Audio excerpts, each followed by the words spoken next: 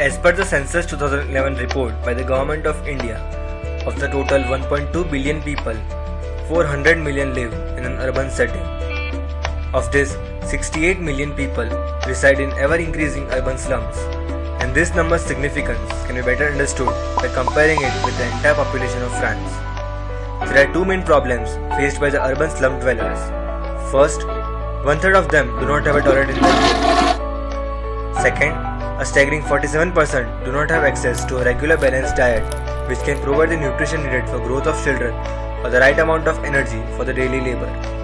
So, we decided to come up with a holistic solution which caters the purpose of pushing back the two main problems plaguing these communities. We call it Poshak. Our business model will provide toilet booths throughout a slum area. Our truck will collect the feces, drive away to our nearby offsite biogas plants and feed them. After processing the waste matter, the biogas plant will produce electricity, biogas, manure and carbon credits that will be sold to generate revenue. These revenues will be used to operate a subsidized food center and be instrumental in providing 3 meals a day to its customers. The subsidy will be for those locals who use the Poshak toilet booths on a daily basis, while a higher price for those who do not use them.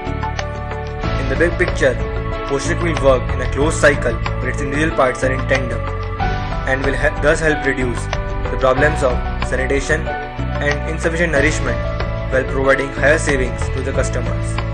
To sum it all up, we propose to reduce three problems with a solution that can be scaled to any geography or extent. Poshak, fueling humanity.